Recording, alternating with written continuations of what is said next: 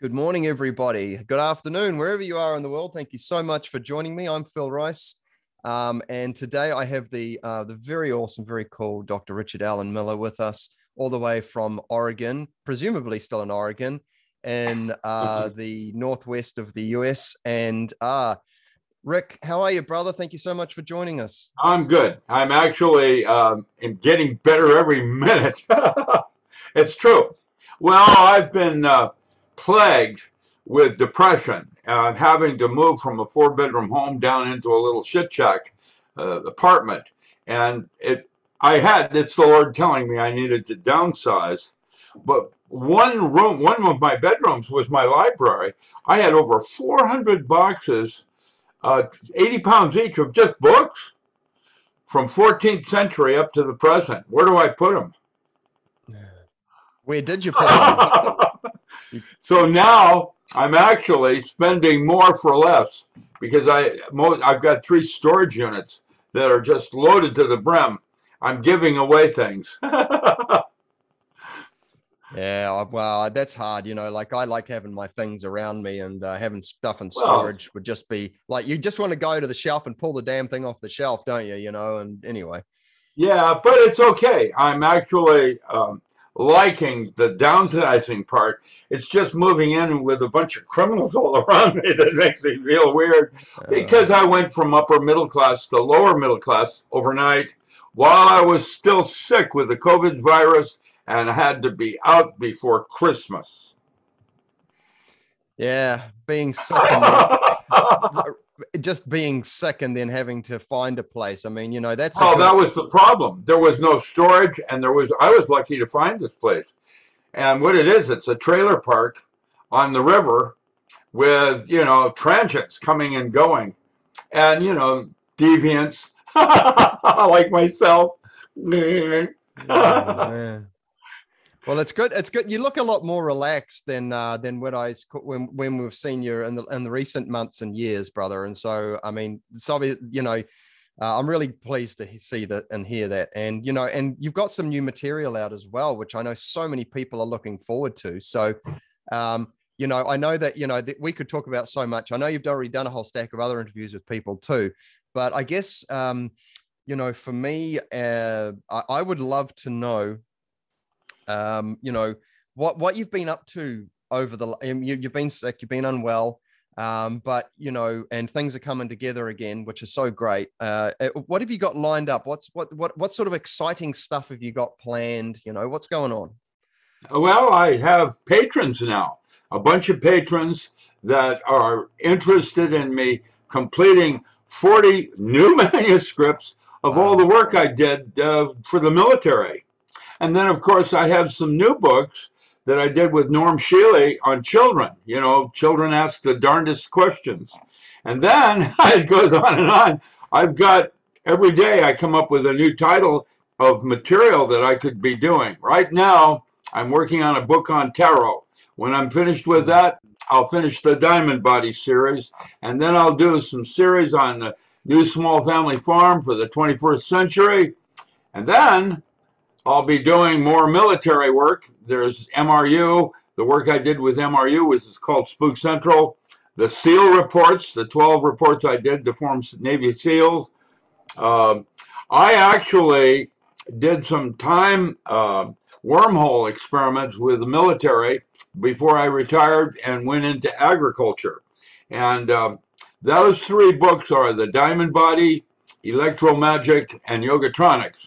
Now, the Diamond Body is the work I did in 1974 when I moved the Menninger Foundation from Topeka using biofeedback laboratory and added audio and video. And when I did that, 1974, I discovered cymatics. And that's what the Diamond Body is about. How sound and light affect physical organisms in the human body, like biofeedback. Being able to take audio and video feedback systems rather than just audio, beep, beep, beep, beep, beep, beep, beep, beep. Well, I did video working with the eye, and that's when we discovered cymatics. In 1979, I then used Mora and Indomet German acupuncture equipment to bypass the use of drugs and the release of neurotransmitters, which are the highs associated with LSD and dimethyltryptamine, some of the other things. The drug, all drugs like magical mushrooms are toxins to the body, but they have chemistry that's very similar to, but not precisely that of a neurotransmitter. The one you might be most familiar with would be dimethyltryptamine, where you smoke it in a pipe. That was developed by Steve Blake, a friend of mine down out of San Francisco, and that's 5-alpha dimethyltryptamine. But the study I did on telepathine, the neurotransmitter in the brain, is N hyphen dimethyltryptamine. And when you take these drugs, the body sees them entering in and freaks out, and your immune system kicks in, and what it does is it releases a neurotransmitter that's very similar to, but slightly different than that of the drug that you've taken, like lysergic acid diethylamide. It releases one of the amide series. And those neurotransmitters are actually what get you high. And so what I did is I bypassed the use of taking drugs and talked directly to neurotransmitters using electric currents on the forehead. That will be electromagic. Yogatronics then is where I went to Mars on a thing called the Mars Project by creating my own wormhole. It's different. Your audio's just switched off. You've muted yourself. Is it off? No, you're back. Yep, you're back. Okay, good. He's back. Here's Johnny. You know, da da da da. But in Yogatronics, if you want to do some serious stuff, that's what I did in 1983 in a thing called the Mars Project, Wernicke's correction. Wernicke is a part of the brain near the reticular activating center that's responsible for confabulation in the mind and vocabulary, you know, what your memory is. We all have tendencies to confabulate and, you know, putting one memory with another predicated on their importance and how we experienced it. And Wernicke's correction is what corrects that. And the interesting part, so if you wanted to Google on that, go the Mars Project, all capitalized, Wernicke's, plural, Wernicke's correction. And look where that takes you. Because it's not astral projection, it's not remote viewing, and it's not soul travel, you know, Shabbat, the sound current. It's something quite different, and is how you step outside the physical body, dialoguing with subtle bodies outside the physical. This is a new field equation that I'm going to be writing with two Russians using knot theory. I'm going to use a form of Kaufman's knot theory. It'll be a more virtual form of it where I'm tying strings into knots like a little Boy Scout. You know, it's very interesting because this new model will supersede my holographic concept by 47 years. The reason I didn't get to go to Stockholm back in 1973 when I wrote the embryonic holography part was that Gabor got to go 1 month earlier. He got a Nobel Prize for his hologram, you know, creating 3 dimensions out of 2 dimensions using coherent light. And what I did is I took that concept from when I first met him in 1967 at the Experimental Research Station in Wilmington. I was walking down the hall and I looked in, and here's this 3-dimensional color TV. Where is that in our arsenal of toys right now? That's a great. I saw one. I bet he had 3-dimensional color TV. And that was about the time I was remembering in the 50s when I was watching Howdy Doody on, you know, green and white rather than black and white TV, because they had just started working TVs at that time. Hey, kids, what time is it?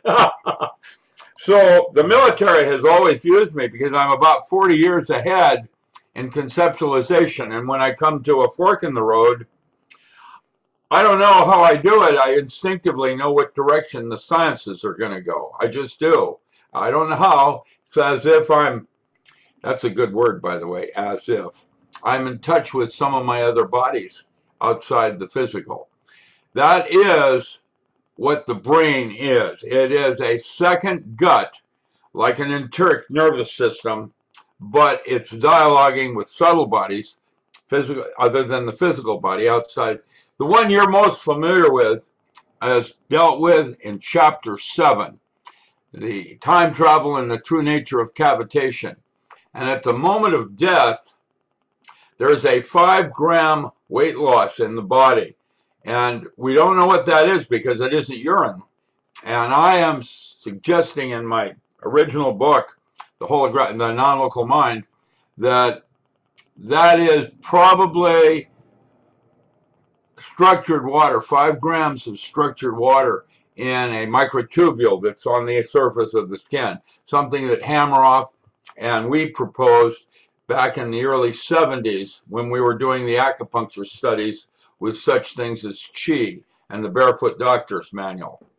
Now, 5 grams, by the way, is on structured water. There's a chapter in the non-local mind on that because I worked with Jerry Pollack in 1970 in anesthesiology. That's where I did my original work in military. And 5 grams, metaphorically, is enough memory water to hold 100,000 lifetimes of memory as a metaphor. That means it may contain all the different variations of who you are and the decisions you made in just one day. Are we getting the big picture on that? And since time isn't real like space, that would suggest that your daughter and your great-grandfather are you dialoguing with them through the multiverse and your brain using neurotransmitters. And what that is going to do in terms of opening doors for men, I cannot even comprehend at this point. But Max Rumpel made a major breakthrough 2 years ago, quoting from my work, and now there's Irene and several other Russians that are quoting from my work from the 70s that was classified top secret, wasn't even released until 1992 when Garyaev and Popov quoted from it and on my bio hologram.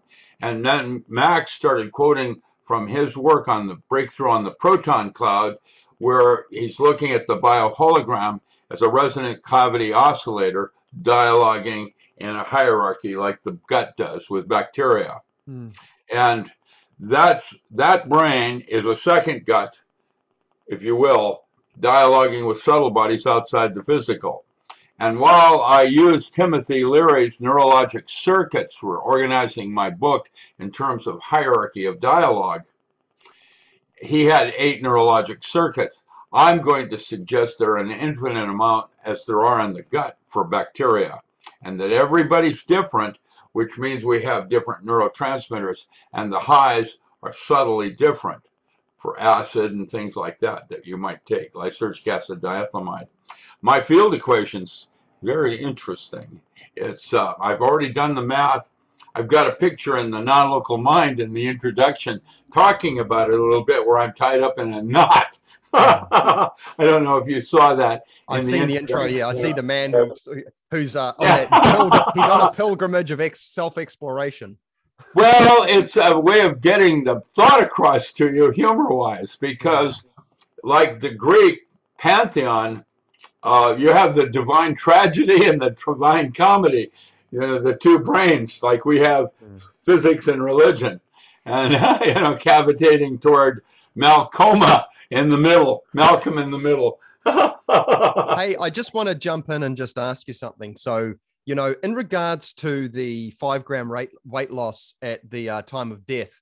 Now, my studies and practices have led me to an understanding through a Hermetic model where, when the physical body dies, the astral body and then the mental body, which are the three sort of the main bodies, the lower, middle, and upper Dantian, okay, in the Eastern conversation, the astral body and the physical body will eventually die off, and it's the mental body that carries onto its next journey. And so, from my understanding, the astral body, like the physical body, is the heaviest one. It's subject to time. You're working with the Theosophical Society. No. Okay, I'm gonna carry on. I know you're gonna jump in there, but then this astral body is subject to form. It's still a subject to form, and so for me, that would insinuate, the difference between, say, your mind going off and wandering, and then your astral projection or astral traveling. This one is without time and space, but this one here is subject to form, and so for me, that would insinuate that there is an actual weight to it. So I wonder if that weight loss could actually be the astral body sort of leaving the physical body. I don't know. I'm just going to throw that at you.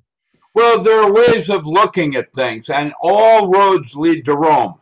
That means that in physics, you make an assumption, like the shortest distance between 2 points, and the Earth's round. But if space is curved, space then could be proven as flat. Which one is it? And the correct answer is yes. And what made you God's favorite is you have a choice. Because if you choose to look at the Earth as flat, you can go through these doors, or if you choose the Earth is round, you can go through those doors. Or you can use your mind as a tool and have access to both of them. And astral, causal, and archetypal are 4 planes talked about in the non-local mind as arbitrary ways of breaking down sections of space and time. But it's not 4 of physical, astral, causal, and archetypal. That's just one way of looking at it. In fact, it's all the subtleties in between them as well. Yeah. And so what you're doing is digitizing something that's more analog. Yes. Just like we did in quantum mechanics. But this is how we make sense of things, right? Well, what happens is you introduce an uncertainty principle. And in quantum mechanics then, when you take an analog to digital, what happens is, you know, the more you know about one thing, the less you know about another. And what the breakthrough that this Russian Max Rampel did with the proton cloud was prove that the multiverse lies between when a proton is a particle and when it becomes a wave, and all the different variations of Phil Rice. That's where you lie, is in that little moment between when it's a particle and a wave. He came up to interview me and was saying, well, we have a problem with Schrodinger's cat. We don't know what to do with Schrodinger's cat. And I said, oh, you mean the best little whorehouse in Texas? Because there's a whole bunch of cats inside that cat house. Some are dead, some are alive, and some are being born, and some are dying. Yeah. And all the possibilities of one to the other, not that it's flat or round, straight line or curved, which is your limitation in being able to conceptualize. And the metaphor I'm going to use on that is when I watched astrology become astronomy, and then the next generation will be Cosmo Biology and the geometry of space, where Uranus is a higher octave of Earth in astrology. The one that is most familiar is Janov in his book, The Lunar Sex Cycle of the Female, where at the moment of birth, an engram is set into the DNA on when she ovulates, that with the phase of the moon. But if she moves to a different part of the Earth, her ovulation cycle changes, and they can use that as birth control because of the phase angle of the moon. The study I did with the Department of Interior is on Carrington events, Carrington-like events, with the planet Uranus, Earth, and Sun. And in that study, I went back in history using a 360, looking for Carrington-like events when we had floods and life-changing events that were near extinction events. And that is when the planet Uranus and the Earth and the Sun are in a specific geometric alignment. There is a 3 sigma error coefficient, a 99.9975% of probability of an event, a Carrington-like event. And that, by the way, is going to occur between March and April in 2024.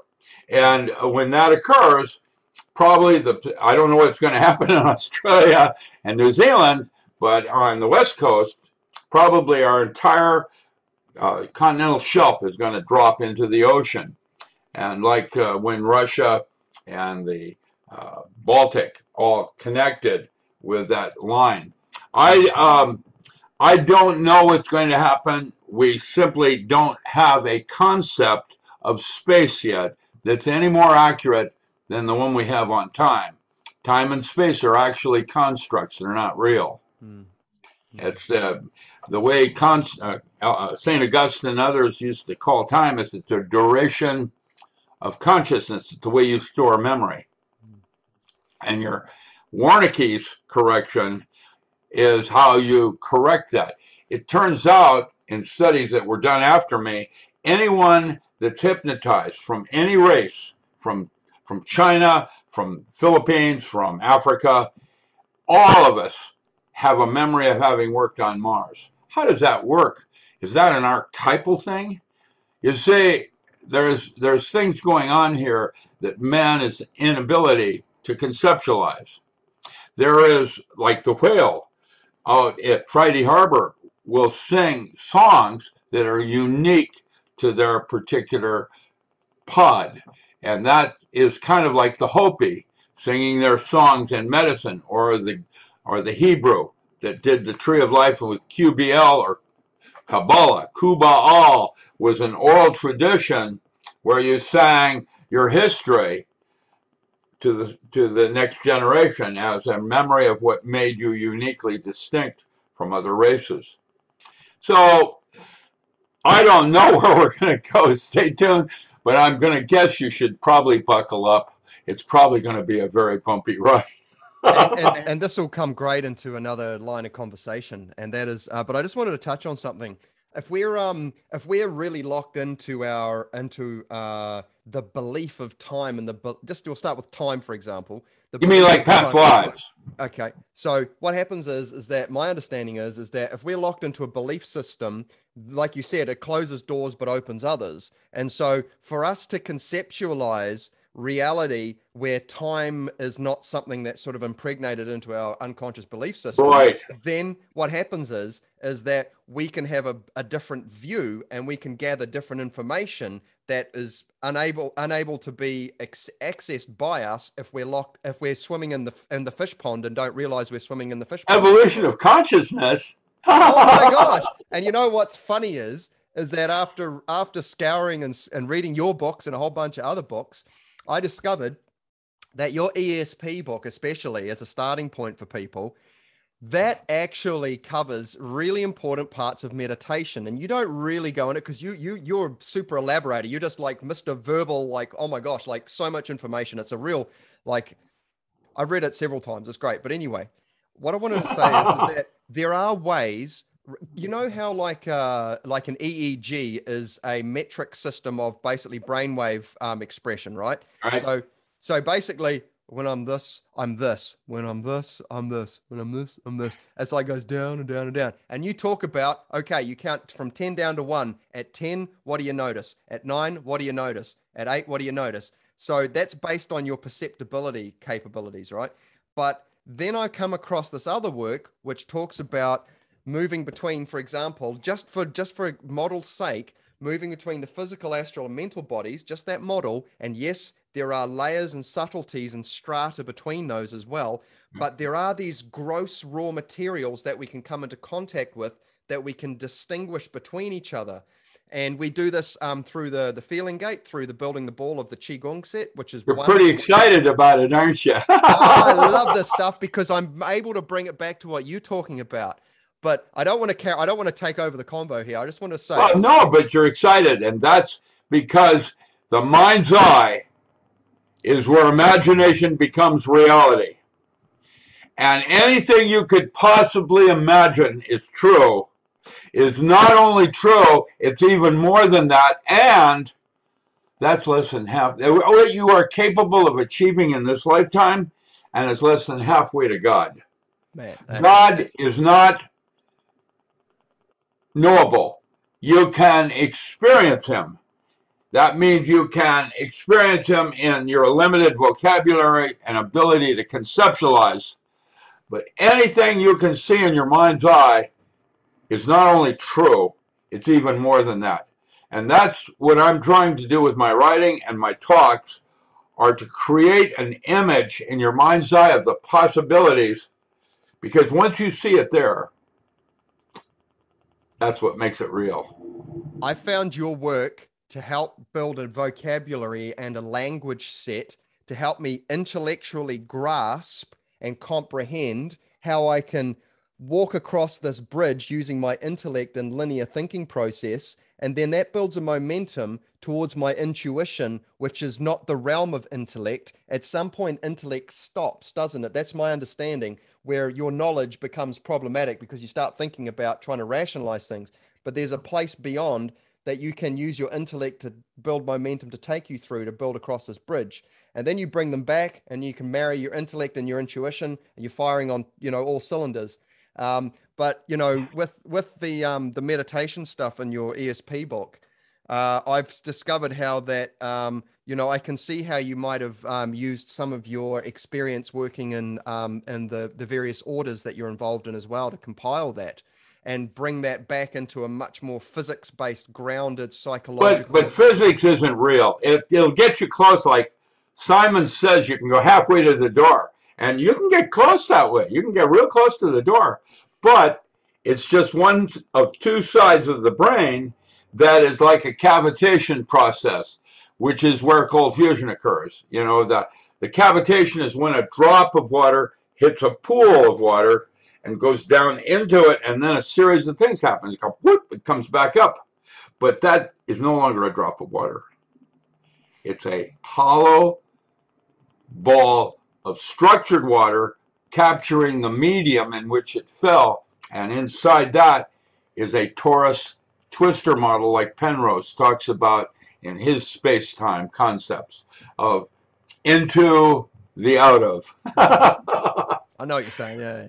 Yeah, I love that book. That's Alan Dean Foster. He wrote Star Wars and a bunch of other books, but the best one he wrote, Outland, the best one he wrote was Into the Out of, when a bunch of medicine men in Africa notice a bunch of demons popping out of a hole. It's Into the Out of. I got a hot question for you. Just on things popping out of the hole that were unexpected. What do you think will be the next stage of human consciousness evolution as far as a metaphysical skill set that will naturally arise? What do you think will be the next thing that will pop up?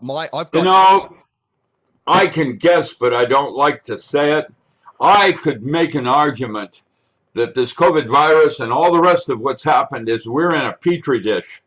Yeah. And they don't want us to escape. And so what does it mean if time isn't real, that we have epochs and, quote, we've been here before with the Vermana and spaceflight.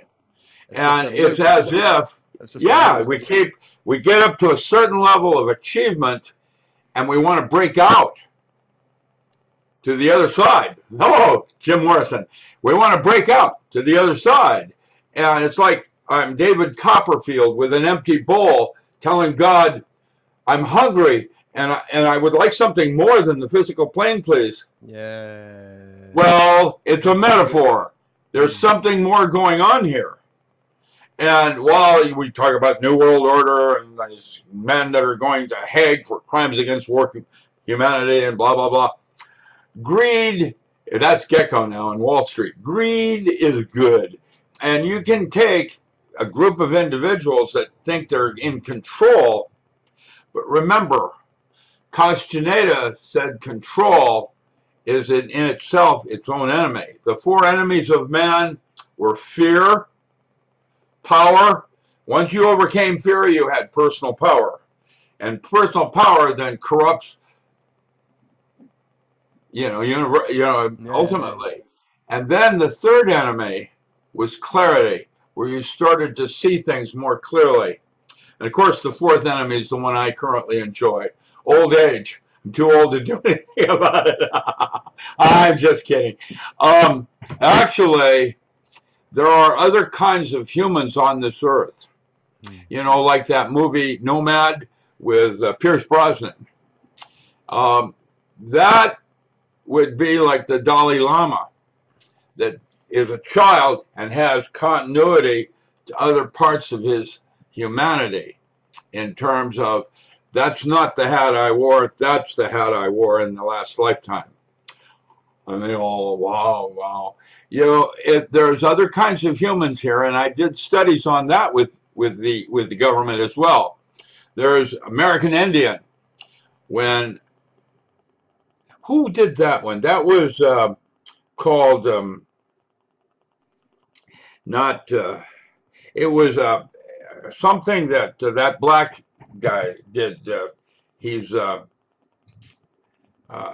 it. It was about an entity and a demon that took over people's consciousness because it didn't die, and when it got close to Denzel Washington, was it? Yeah. With a Zazel, Yes. or whatever it was. That's correct. Now okay. There are entities like that, because the shaman, what was his name, that died at the crossroads when Jim Morrison was 10, that was David Benaka talked about him. Grandfather Joseph Montwangwa died, and his consciousness moved on, and Morrison, I think, was 10 years old when he was driving through and received that consciousness. There's entities like that on Earth as well, just like there are vampire and lycanthropes, werewolves howling at the moon.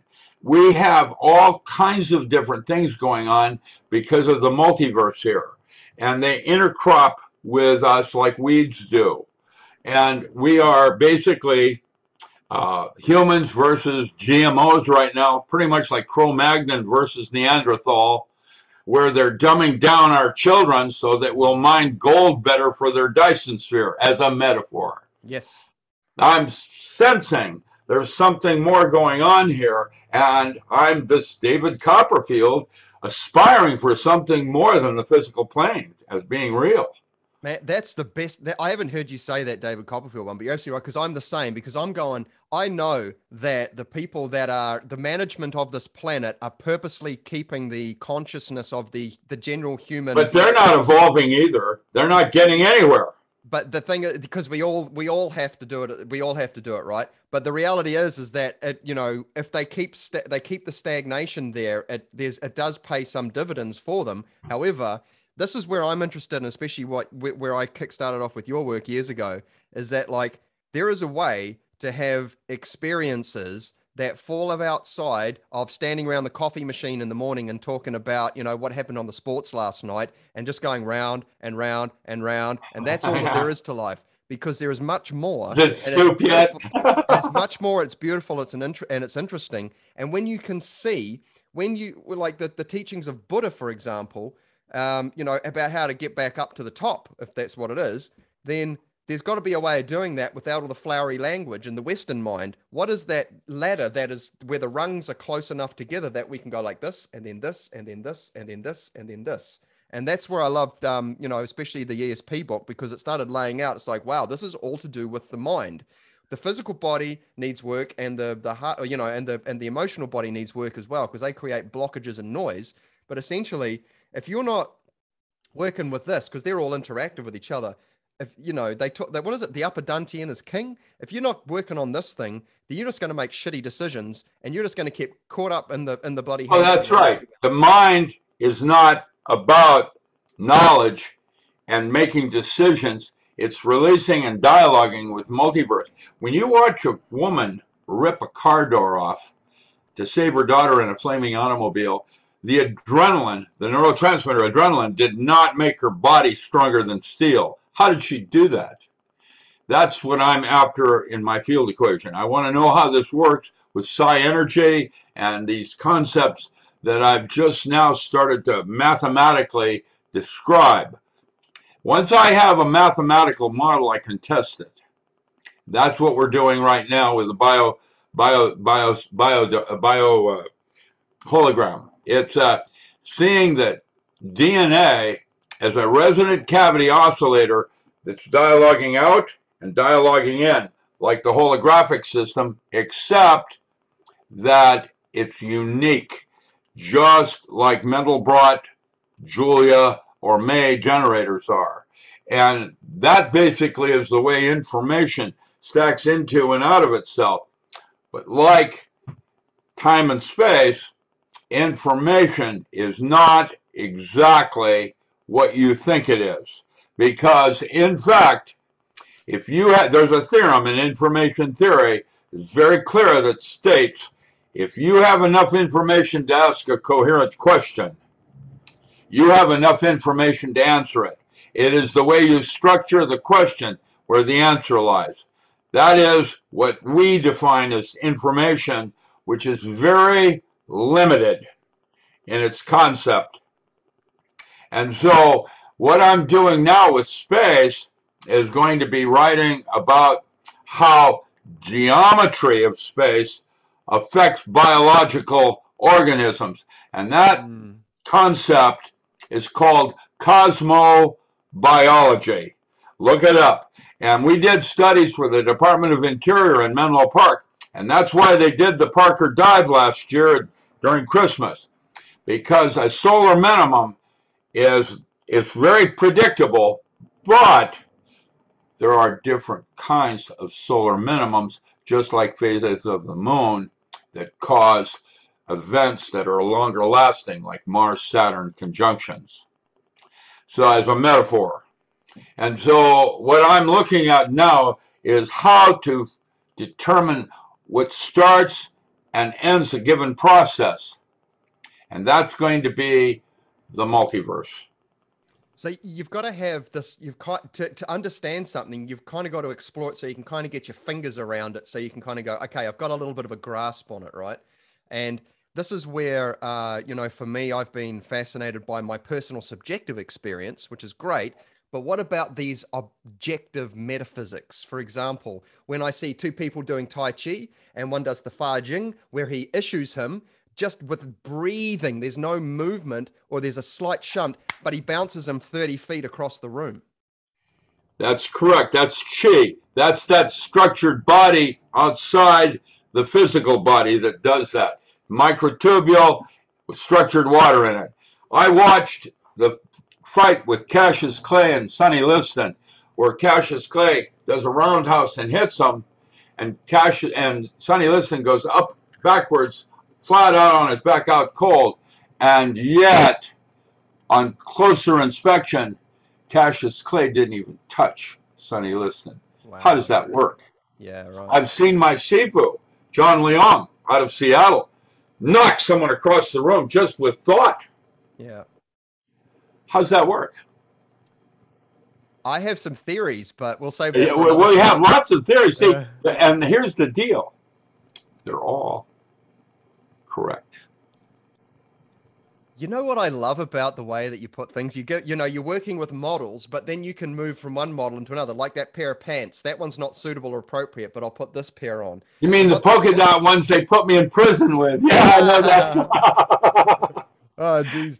Yeah, my pajamas. This is the thing is that, you know, because we're humans and we work with logic for the most part, especially in the West here, we need to be able to grasp things to be satisfied with them so that we can move forward with them, I think, as well. And so, but essentially what I found is that the more that I know, the more important it is for me to be able to know how questions you have. Yeah, and the more I realize that I need to be able to let go and release of those things and the needing to know as well, because there's information wanting to come in, but when I'm thinking or trying to figure out something, I'm actually restricting the flow and blocking it off.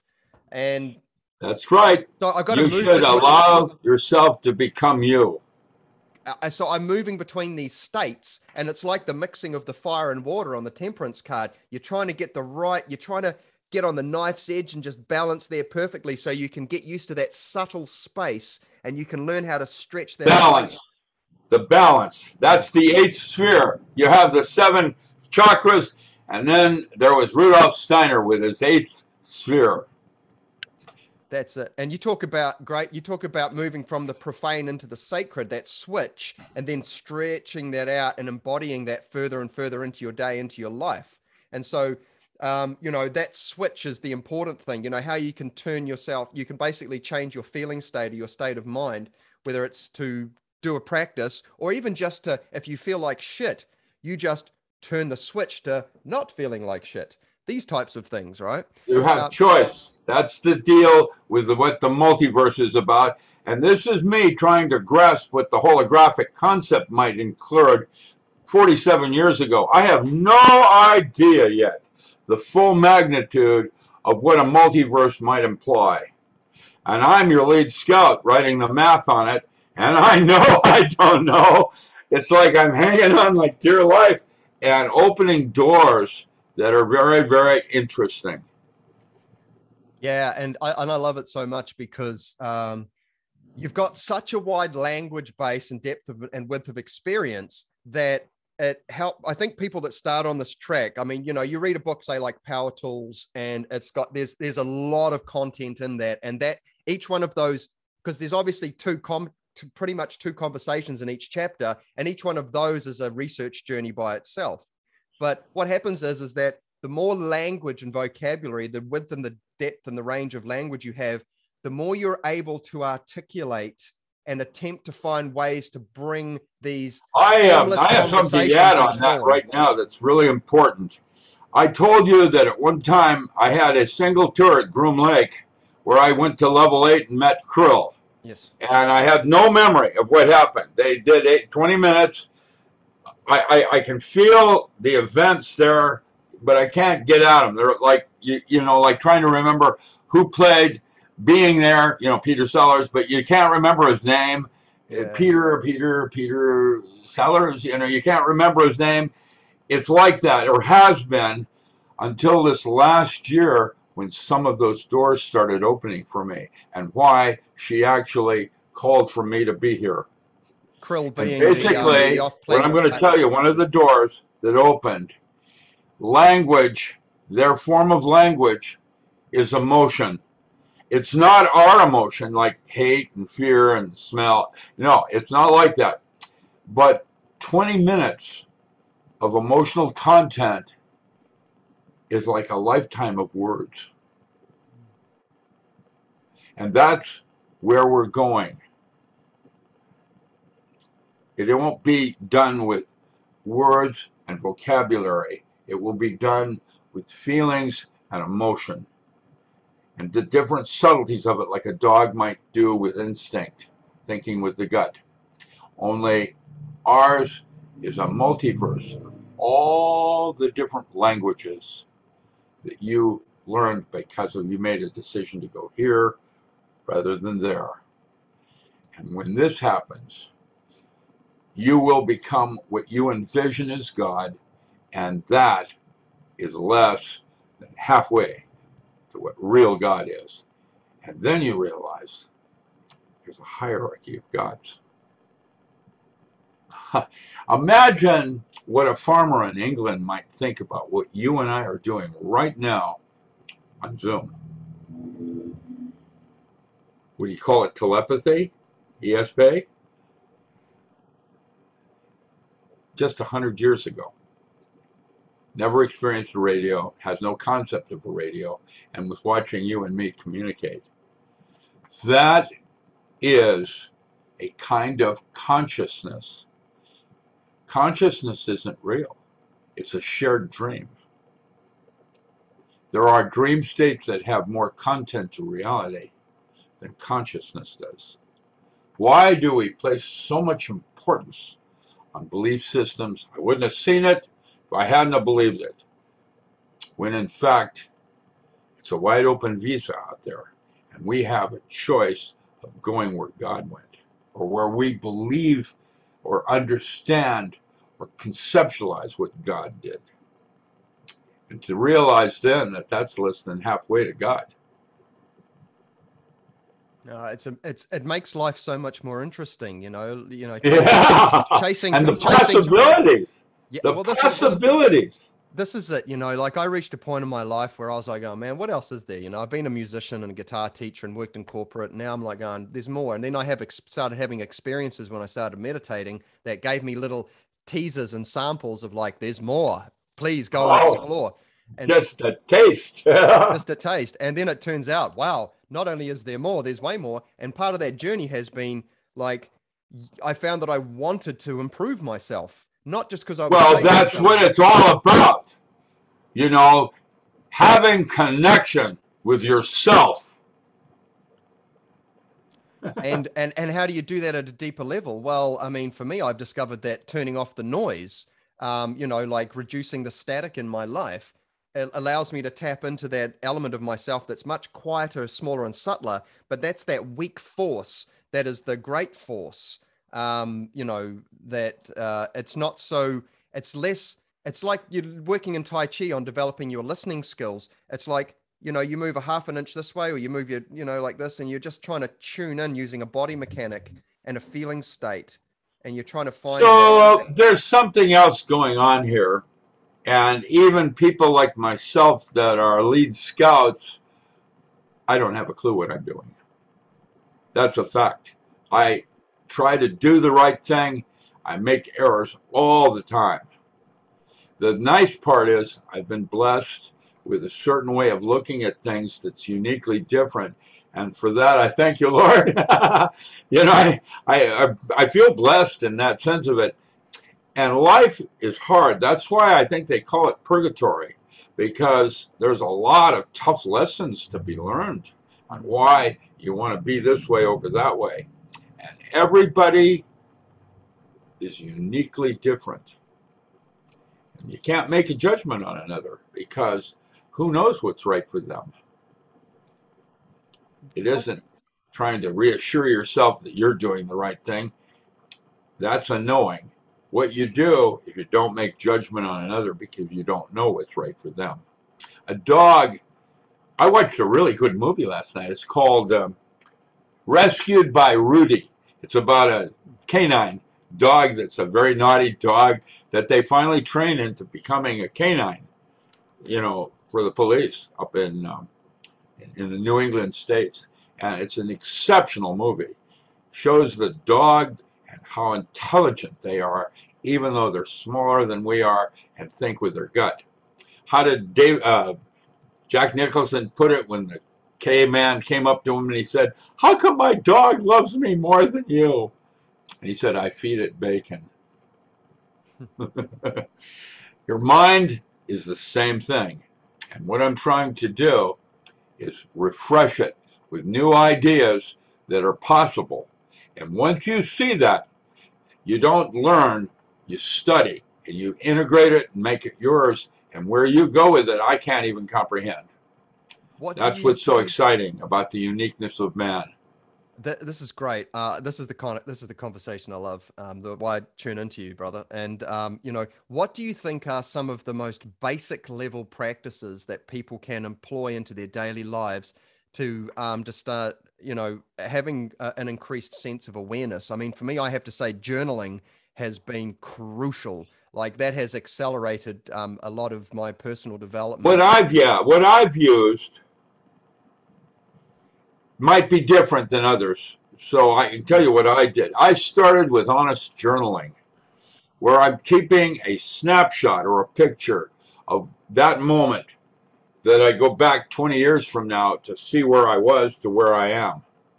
That relationship is essential, and why honest journaling, keeping a diary, is essential.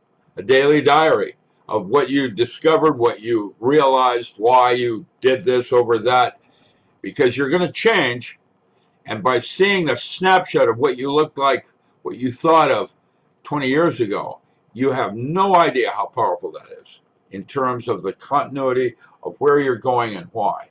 It's like keeping a roadmap. of what you are and where you're going. And you get to see it by your own words. And at some point, what happens is those words that you write down in your diary become unintelligible to other people because you're creating a dialogue with your inner self, is basically what you're doing. And when you can talk to your inner self, that's the multiverse giving you direction. So-called subconscious, or the not I part of self that you're dialoguing with. Consciousness is just this little, It's like a little child having no clue what it's doing. And the subconscious, now, it was Sigmund Freud that talked about the superconscious and the id, and the ego and the superego, you know, the boss trying to keep everything moving in the right direction, whether you liked it or not. And then Carl Jung added his concepts of archetypes, which I'm going to do using the tarot cards. It's my concept of how magic is going to be integrated into the physics side of the brain. It's not real, but sleight of mind, like sleight of hand was Leisure-Man, you know, pickpocketing, Harry in your pocket. Well, sleight of mind is using the mind as a tool toward where you want to go. It isn't the mind that determines where you want to go. There's something internal that's even more, that should be using the mind as a second gut or intuition for the multiverse and what bodies you use and why you use them to go where you're trying to go. That, in my humble opinion, is the evolution of your consciousness. When are we getting the Richard Allen Miller tarot deck? The tarot. Well, basically, the Greek pantheon suggested that there were 22 stories in the big city, and that you're either possessed, you only had one storyboard going on, or you were complexed. You had more than one storyboard going on. And it wasn't thinking intuitive where there are 4 different ways of being. You know, you're a thinking intuitive or whatever. It was, there are 22 stories, one of which might be Persephone having to go back to hell once a year. What would be the metaphor of someone doing that? Well, I don't know, maybe taking drugs once a year because they're depressed. Now, each one has an ending, you know, like Aphrodite and Hera, Zeus. And once you identify these storyboards, each one has an ending, and it may not be where you're choosing to go. And so using the tarot is to help you identify what storyboards are working on inside you. And then you would use pathworking, the 12 volumes I've written on magic, to change the movie. Are you going to release the Holistic Kabbalah to the public? What's that? Are you going to release the Holistic Kabbalah to the public? I hope so. If I don't turn into worm food before. I've had some frustrations with Microsoft, but one of them just got resolved today. I was in the process, yeah, exactly. I wasn't able to write because Windows 7 was no longer supported. And Windows 8.1 wouldn't work, and then 10 wanted me to broadcast everything to their cloud. Why would I want to do that? So what I did is I went over to Linux, exactly. I went over to Linux, and that got hacked. Hey. So what's going on? Well, Bill Gates is enjoying a very nice vacation right now in The Hague, you know, where he's being tried for war crimes against humanity. Good for him. It's about time we start realizing that Microsoft is a terrible platform. And the bad news was when I got Linux, nobody was here to be able to know how to use it and teach me how to use it. And I had to stop.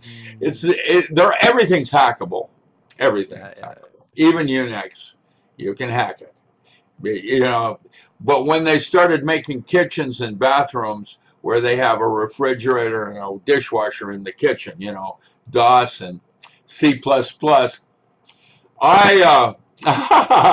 every time they do an update, you know, you got to update your computer. That's another backdoor they're creating. Yeah. And I wrote code for NASA. That's why they used me in the first place. 1960, old man DePauw. I was 15 years old, writing code, Fortran, for NASA, those black ladies. And they, oh, hey, son, we got a job for you, boy. And I've been actually deployed ever since. Look at our logo. And it turns out my great-grandfather's logo when he was Rudolf Steiner's lodge master was the eye and the triangle. Imagine that. All these men. Oh, by the way, I'm a political anarchist. Love it. I'm just thought I'd mess with you a little bit. I'm cool with that. I know, but someone isn't. I'm being attacked at every orifice, and now I'm just laughing at it because it's not stopping me. It's making me. What doesn't kill you makes you stronger. A little dwarf. That's actually a really good point for us to come in and talk and just bring. I wanted to really just hit you up because I got a lot of friends. So in New Zealand, we're under lock. We're not technically under lockdown, but if you haven't had then you know. No, I haven't. I've what that does. GMOs are not bad. A GMO is when you modify something to make it different than it is. A GMO might be the mushroom I'm selling, the pharmaceutical mushroom, and I want to hybridize it, give it more oxygen so that when I take it, it's really strong rather than strong. Is the intent transparent or is it nefarious? But when you take Roundup, this is the pharmaceutical trade now trying to copy what they did in agriculture. Yes. When you take Roundup to kill grasses which grow faster than wheat, so it's hard to establish wheat in a field that's full of grass, you use Roundup. It stops all the broadleaf plant growing for 10 days until it breaks down to inorganic salts, and the wheat gets a time to establish itself. However, if you put that Roundup in the gene, so it's always present rather than breaking down on a one-time only, now what you have is you can't grow anything in that field except wheat. And that's what they've done with the jab. They've done some other things too, but that's what they've done. They've made humans into a GMO, which means their immune system doesn't work the same. So my theory, my understanding is now is that anyone that's had it is essentially outsourcing or put their immune system on a subscription basis, which they have to update every 3 months, like a firmware or something else happens. And then they'll add some little cocktail to it, like graphene oxide. Wait till you figure out what you thought you lost privacy with your cell phone. Graphene oxide, the nanometer part of it, makes you into an antenna. And everything goes up into the cloud. When you have to urinate, when you want to have sex, everything. Yeah. You thought you lost your privacy. And that's just one manufacturer. And then over here, Pfizer decides they're going to do this, and Hoop-de-Doo is going to do that. And they have all these little cocktails going on with this kind of a GMO and that kind of a GMO. And Petri dish. Yeah. Managing the cattle. And what they're doing to our children is a crime against humanity because they're dumbing them down. I mean, the kids, in my humble opinion, our children are possibly our single most important natural resource. That's what I am, a little brat kid that never grew up. Now I'm 77. I'm a 4-year-old in a 77-year-old body. And I question everything. And I'm so grateful. I got sick and nearly died twice in October and with the COVID virus. And in that same period, while I'm near death, I'm being told I have to move from a 4-bedroom home where nowhere to go, no rentals available, no storage units available, and I was lucky to find a bunch of criminals I can live with. But IQ is not a measure of your intelligence, and I have a high IQ. They measured me at 158 and 159. I'm the highest IQ ever measured in the state of Washington. I'm not Mensa. I'm their keynote speaker, but it turns out IQ is not a measure of intelligence, because if I was intelligent, I wouldn't be here. What it measures is your adaptability. And I was very lucky to be able to go from upper middle class to lower middle class without a lot of trauma. It took me a couple, 3 months to adjust myself.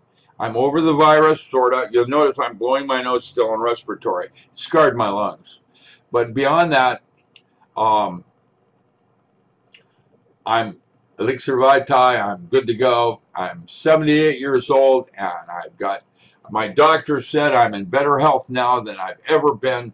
I've lost 40 pounds. I probably have another 30 years of life on me. That's good to hear. Plenty of time for typing and bringing the formless into form.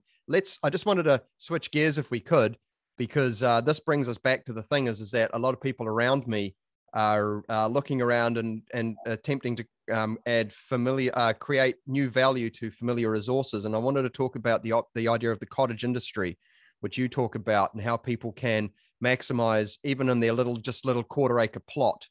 On what the city of Chattanooga hired me about 6 years ago with Michael Moore, the famous. He took me back to Chattanooga, and I did like 4 months worth of workshops with Chattanooga and changed them from having 3% just-in-time delivery of their food, where every single restaurant on the Chattanooga River now has a greenhouse that grows right next to it, where they grow their salad materials and fresh vegetables.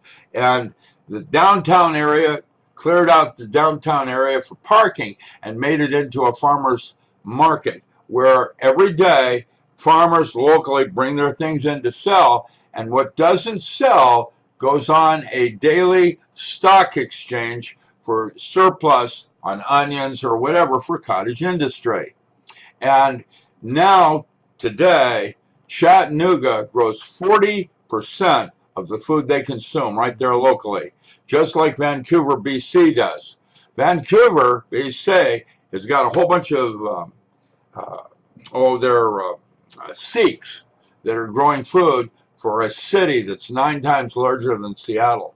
And that's why the pharmaceutical trade, the spice trade, moved from Hong Kong to Vancouver, BC, not Hamburg. And I can tell you that when you start to generate even a portion of your own independence, like knowing how to test for water, that's going to be workbook 4. I have 5 workbooks, 3 are in print and 2 are yet to be written. Workbook 3 is basically hydroponics for children, because when a child sees a tomato plant producing tomatoes in February, that child will never have a fear of growing food again or being hungry. And today, with what's going on with Ukraine and the rest of it, if your food isn't within 20 feet of your being grown within 20 feet of your home, it's going to double in price in the next 6 months because of what's going on with Ukraine. And the war is not real. I can't tell you what's really going on, because while Putin is a dictator, he's also a nationalist. And he's been battling NATO over Ukraine since World War II. Basically, Ukraine is like Kansas. It's their green belt for food.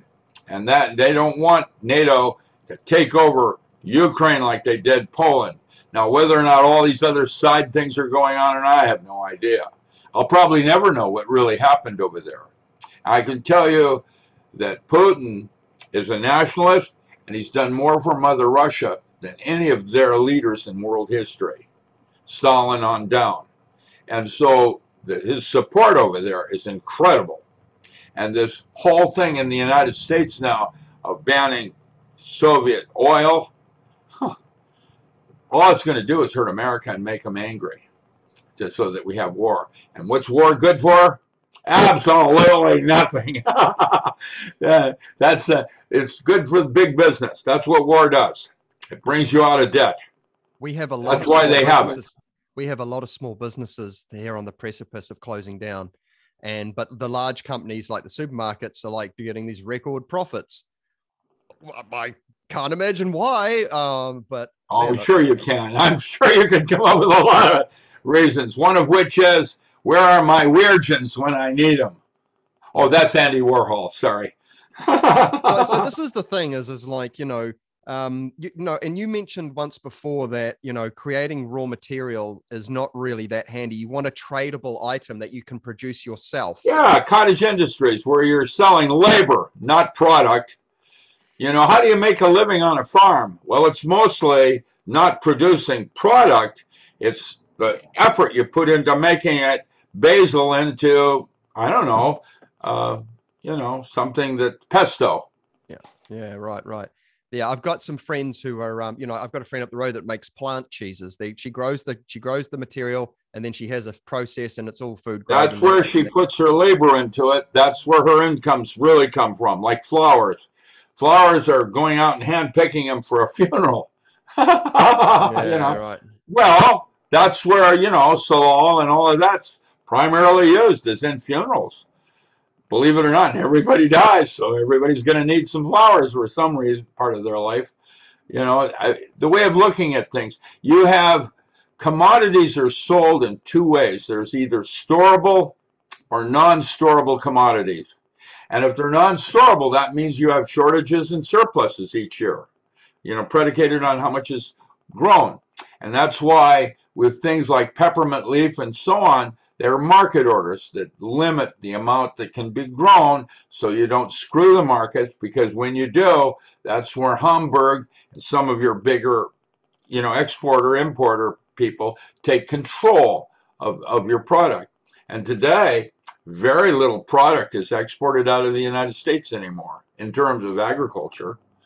It's some wheat and things like that, but mostly it's not, I don't know, psyllium or something of that nature, from metamucil fiber, whatever. And you can grow smaller fields where you have a diversity of crops, and if you're clever, you do it in a manner that the crops you grow can also be made into something. Like if you're growing dandelion and chicory, whoa, now I can make an herbal coffee. If I, have surpluses on my field and I can't sell all my dandelion leaf or chicory root. So another thing I've talked to some friends about, I've got a friend who lives down the line, and everyone grows their own food in this little sort of semi-rural area. But what I said to them is, it's like, well, if everyone's growing potatoes, then you're not going to need to trade anything. It's like, what about niche sort of things that are not too difficult to grow? I mean, I think that's an example of say growing something like saffron is obviously a little trickier, or things like this. But well, spice trade. That's why they call those spices. There's herbs, spices is one set of markets. You got the floral trade is another set. And then you have the pharmaceutical trade, which are natural remedies of things. For example, acetylsalicylic acid, aspirin, very common. Everybody uses it at some point in their life. If you used aspen leaf and aspen bark, that's your raw material source for acetylsalicylic acid, except that it also has natural buffers in it, which means it's better for you. Working with an herbal pharmacy, I can tell you that medicine is broken, like dentistry. I look like something out of Alfred E. Newman now because I won't go to a dentist. I won't do it. I won't go to medicine either. I think they're broken. And so I'll just get along. And I'm disappointed in all of these different kinds of trades that are trying to take control. And when you become more sovereign, my father said that there's basically three ways of being on this earth. There's the vulgar, the adept, and the exempt. The vulgar get audited, the adept gets money back from the government, and the exempt has a 501c3. They don't pay taxes. That's it. As a metaphor. Yeah. Exiting the system. That just is a beast that it's funny. I talk to people about this. I say, look, how you spend your money, for example, are you feeding a beast that you're fighting? And so you get caught up in this thing where you're like, I don't want this. but I'm actually helping it to remain in existence. And I'm saying, look, you don't necessarily need to go and do something new. Look at what you're currently doing and see what adjustments you can make there, not just for your health, but but what sort of systems and infrastructure are you building, helping to build and maintain that are basically leading us off the end of the cliff? So basically things like comfrey has lysine and allantoin, the two missing amino acids that are being fed to cattle in grass and hay. Comfrey, C-O-M-F-R-E-Y, is that the one? Yeah, grows at taproot to 18 feet. You can't not grow it at some point once it's established. I had a feedlot in Osaka, 2 feedlots in Japan, 60-story buildings in Osaka where the cattle never see the light of day. And they are rampant with disease. And all I had to do is develop a comfrey alfalfa pellet, took all that disease away. So you're going to do feedlots inside where the cattle can't see the light of day. They're going to get diseased, and what you need are the amino acids, a closed system. I have a bunker in Arapahoe that has 60 feet of aquaponics in an old Nike missile silo. It's run by 3 families, and those 3 families create enough food to feed 4,000 people in a closed system that is off to Alpha Centauri. What do they do for inorganic salts? 1/3 chicken manure, 1/3 rabbit manure, and 1/3 worm casings. And you have all the inorganic salts to go into deep space without having to mine anything. There's a powerful piece of info there, folks. What's that? There's a powerful piece of info right there. Well, I did Lunar Base Alpha 1 in 1970 with Art Pilgrim, who did hydroponic systems. I dated his daughter, Vicky. I was a physicist in charge of light. And High Times did a big story on me in 1992 called Growing Pot on the Moon. It was a closed system off the, yeah, exactly. We got the light right on this here. And did we get the right? That was 1970. Now I know how to go to places that pot take me, good pot, with my mind's eye. That's electromagic. I can just visualize those places, set up resonant cavity, release the neurotransmitters, and I'm there. Whoa, man. Did we actually go to the moon? No. Listen, when I was at Mission Control with Ed Mitchell doing the ESP studies in 71, the reason they have that precision and countdown, 5, 4, 3, the reason they do that, or did that, is they had to punch a hole in the ionosphere to get the astronaut through there when they lifted off at Canaveral. Today we have HARP down in Adelaide and Alaska, opposite ends. It'll punch holes in the ionosphere. We have a shell around the Earth that is impossible, literally, for a life form to go through it. We have to punch a hole in it to get out into outer space. So back then, that was during the Sputnik race, space race, and everybody wanted to get to the moon first. You know, here we are. But did we actually do it when we said we'd do it? We couldn't. It was impossible. Today, same thing. You know, the dive into the heliosphere of the sun, which also has a sphere around it to protect it. There's a sphere around our solar system also. We haven't even begun to talk about the Oort cloud and what's out there. So I chose to go into inner space rather than outer space. That's why I went into solid state physics rather than astrophysics. I had the choice. Old man DuPont slipped me into one, and I studied under R.B. Murray at Delaware. He had a Nobel Prize, and that's when I started discovering things like bioluminescence and electrophoresis and how it worked in paranormal phenomena that's all around us. We just choose not to notice it. How do we enact our own evolution of consciousness?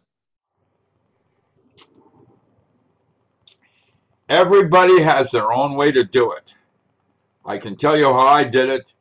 That's by creating a switch between the sacred and the profane, so that it wasn't happening when I didn't know it was happening.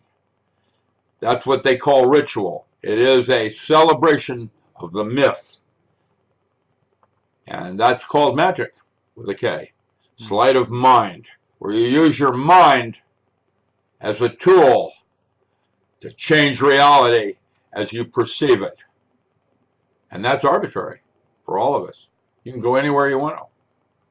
It's wide open. Good luck. So how can we use these practices to improve the situation here on Earth? If that's what our goal is, so to speak. Yeah, well, that's why they call it purgatory. Earth is a physical plane, and I'm wanting something more from God. You know, and I don't think he wants me off the petri dish, because I think they designed us better than we, you know, we started in the asteroid belt, and then we went to Mars, and now we're here on Earth. Did you know that Mars, as a smaller planet, actually has more water than Earth does? Yeah, I think I've seen someone mention that, yeah. Isn't that interesting? And yet we think of Mars as uninhabitable because it doesn't have that bubble around it like it used to. Wonder what Deimos and Phobos are, those two moons. I wonder if our moon's hollow. Oh, I got lots of questions. Oh, man. Like when Buzz Aldrin talks about the monolith on Mars, and everyone's like, what? Anyway. Oh, man. Well, you can Google the Mars Project and the Wernicke correction together, and you'll find out what I did in 1983. There you go, right there. Search option, guys. So, Rick, I've got to say, you know, I'm really excited. You know, I've got a copy of The Non-Local Mind, which is the final book. Well, it's the final main book of the 3, and then you've got the workbooks that go with Power Tools. Right. And so there's going to be, so you've got the first book is Esp Induction through Forms of Self-Hypnosis. That was the first of 8 protocols that I developed. My mentor, Dr. Stanley Krippner, introduced me to Ed Mitchell in 1970, so I could be at Mission Control in 1971 working for NASA. Back then, ESP and hypnosis were pseudosciences, but today we recognize hypnosis as an extremely powerful tool for pain control, and we recognize ESP as thinking with the gut. It's intuition. And when you come from, that was the first protocol for developing Navy SEALs. I wanted to determine, make them, I don't know, working from the gut, you by definition do not make mistakes by definition.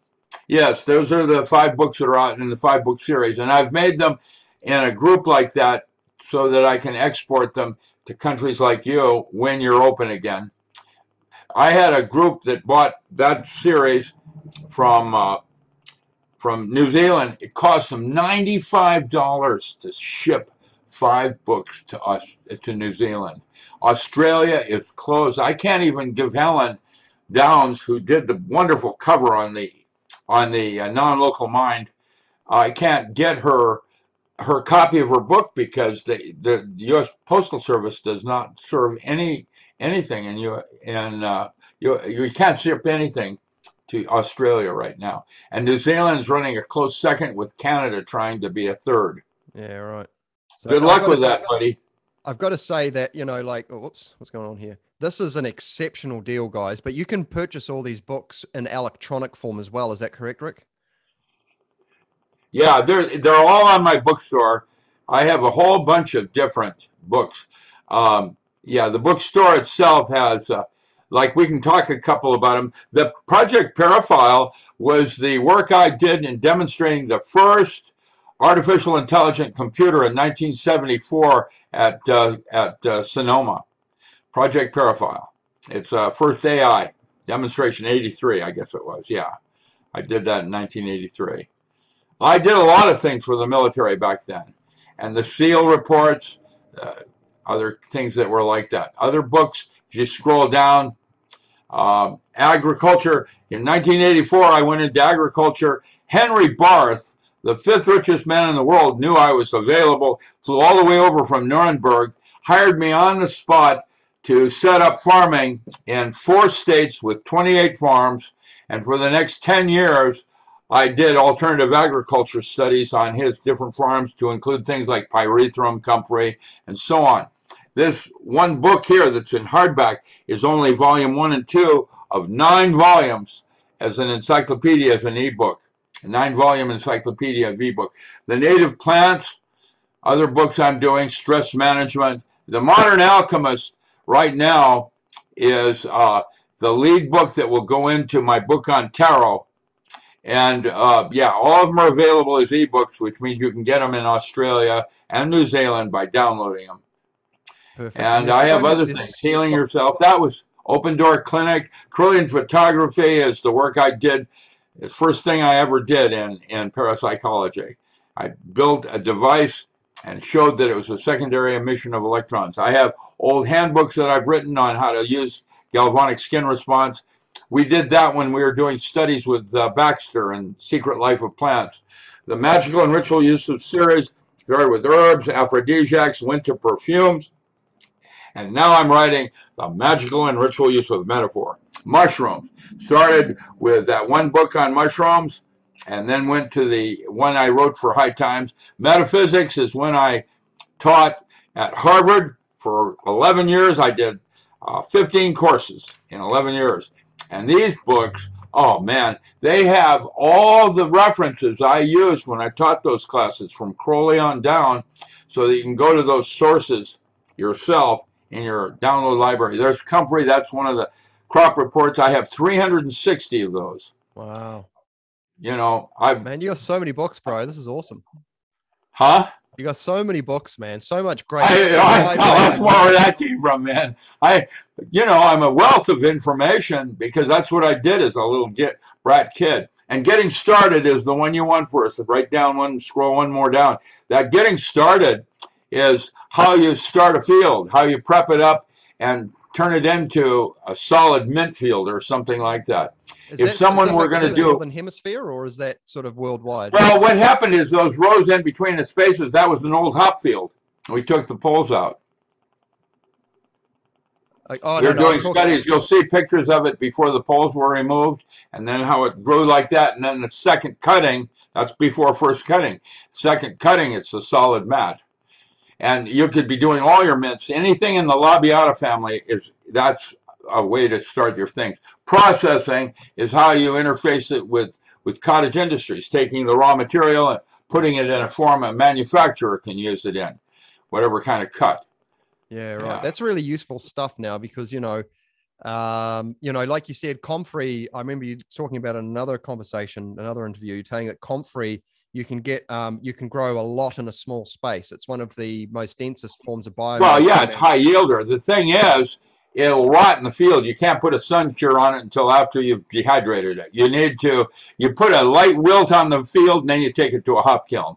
Then if you were to try to run it through a pelletizer or a cuber, it'll rot, where alfalfa will not. That's because it's 28% protein.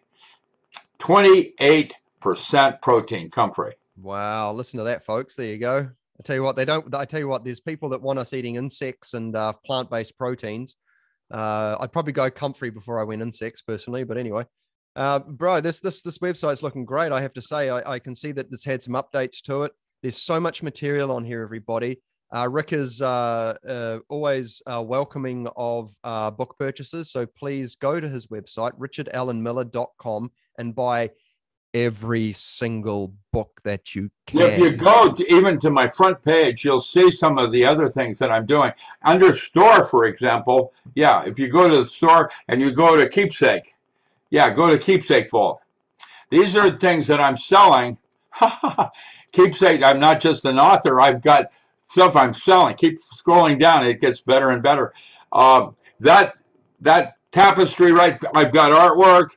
I've got shirts that Helen started. I am the walrus. Microscopes that I've used.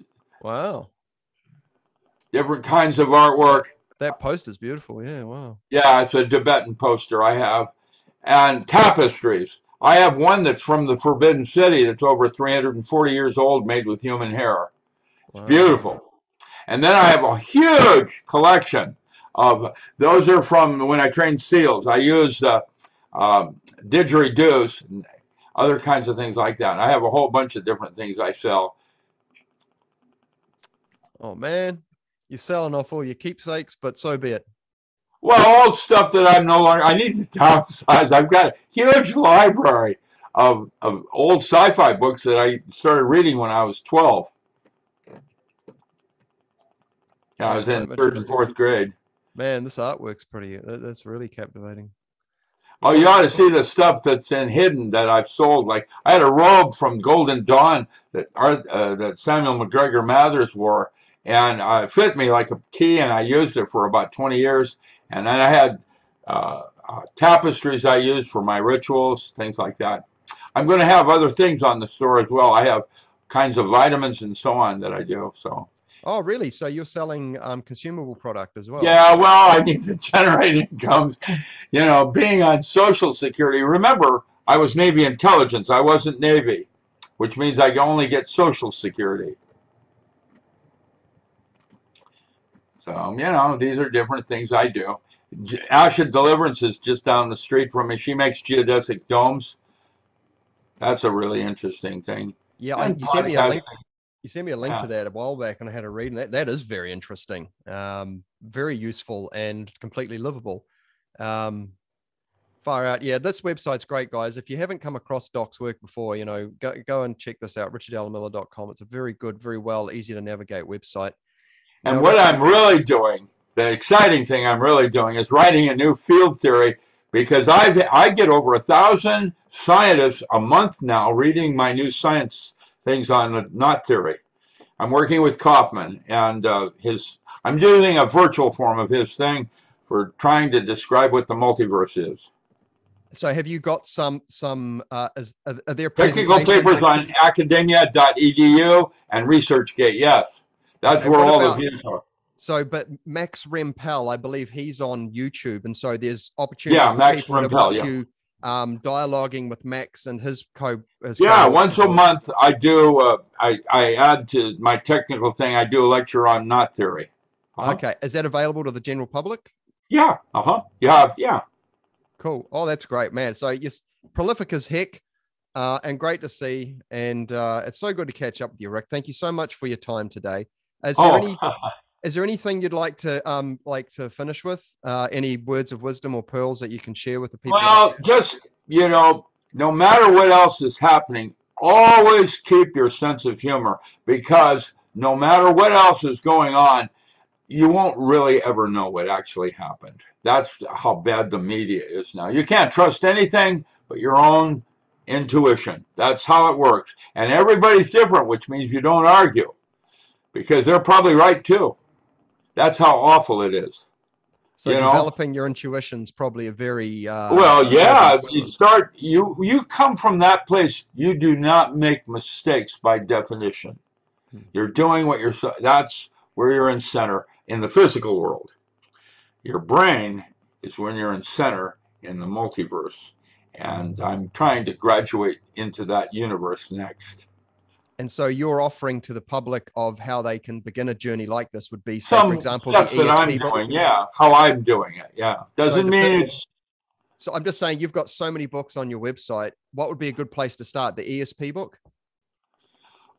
That's where a lot of people started, but anywhere, you know, you might not be interested in that. You might only be interested in small farming. Perfect. Or you might be interested in personal development, like the Modern Alchemist. That basically took a Christian's mystic's form of personal transformation and added psychological commentary to it. And current, so it brought it up to date in the metaphor of how we're doing it today in terms of union of opposites, where you've got the savage dog and you've got the savage wolf and the dog fighting each other, the civilized part of yourself. I've read the Modern Alchemist. It's an exceptional book. You know, I'll have to read it again, because the first time through was, Well, you're lucky if you even get half of what I say. Yeah, the second time through, I'll get a bit more. That's that's right. How did they put it? He said, "We're running out of Dorito corn chips." No, don't worry about that, Jay Leno. He said, no, don't worry about that. We'll make more. Yeah, right. Perfect. I'll write more books. That's what right. I'm doing right now. Well, please keep that up. And if I could get you to stick around for just 2 seconds after I end the broadcast and just to recap. But thank you so much, Rick. There's plenty of interviews. My pleasure. You've got a wonderful website and you're a wonderful man. Thank you for your contribution. And yeah, just stick around if you could. And thank you, everybody, for watching. And we'll see you again very soon. All the best.